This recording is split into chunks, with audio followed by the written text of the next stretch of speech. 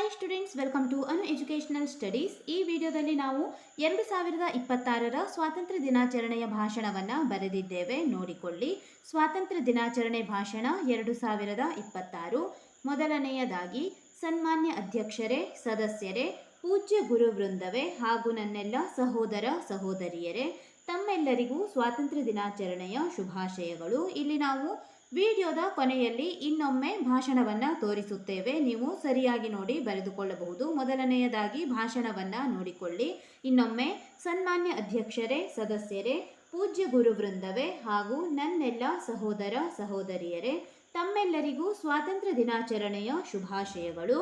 ನಮ್ಮ ದೇಶವು 1947 ಆಗಸ್ಟ್ 15ರಂದು ಸ್ವಾತಂತ್ರ್ಯವನ್ನು ಪಡೆಯಿತು.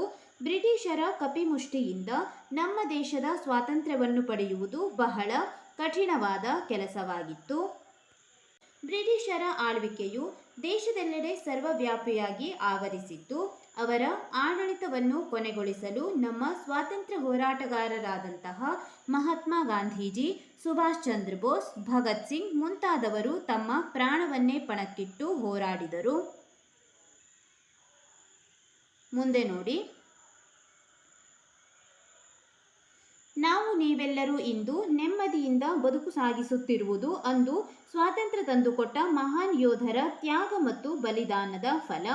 ಇಂದಿಗೂ ನಮ್ಮ ಭಾರತೀಯ ಸೈನಿಕರು ಭಾರತದ ಗಡಿ ಭಾಗಗಳಲ್ಲಿ ತಮ್ಮ ಪ್ರಾಣವನ್ನು ಪಣಕ್ಕಿಟ್ಟು ಕಾಯುತ್ತಿದ್ದಾರೆ. ಅವರಿಗೂ ಕೂಡ ನಾವು ಇಂದಿನ ದಿನ ಒಂದು ಪ್ರಣಾಮವನ್ನು ಸಲ್ಲಿಸೋಣ. ಇಲ್ಲಿಯವರೆಗೆ ಮಾತನಾಡಲು ಅವಕಾಶ ಒದಗಿಸಿಕೊಟ್ಟ ತಮ್ಮೆಲ್ಲರಿಗೂ ಧನ್ಯವಾದಗಳು. ಜೈ ಹಿಂದ್, ಜೈ ಭಾರತ್. ಇನ್ನೊಮ್ಮೆ ಭಾಷಣವನ್ನು ನೋಡಿಕೊಳ್ಳಿ.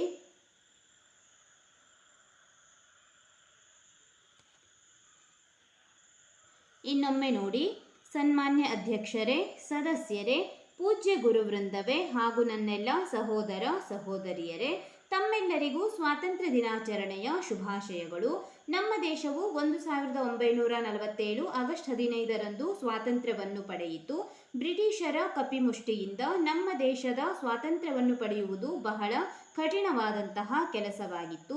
ಬ್ರಿಟಿಷರ ಆಳ್ವಿಕೆಯು ದೇಶದೆಲ್ಲೆಡೆ ಸರ್ವವ್ಯಾಪಿಯಾಗಿ ಆವರಿಸಿತ್ತು. ಅವರ ಆಡಳಿತವನ್ನು ಕೊನೆಗೊಳಿಸಲು ನಮ್ಮ ಸ್ವಾತಂತ್ರ್ಯ ಹೋರಾಟಗಾರರಾದಂತಹ ಮಹಾತ್ಮ ಗಾಂಧೀಜಿ, ಸುಭಾಷ್ ಚಂದ್ರ ಬೋಸ್, ಭಗತ್ ಸಿಂಗ್ ಮುಂತಾದವರು ತಮ್ಮ ಪ್ರಾಣವನ್ನೇ ಪಣಕ್ಕಿಟ್ಟು ಹೋರಾಡಿದರು.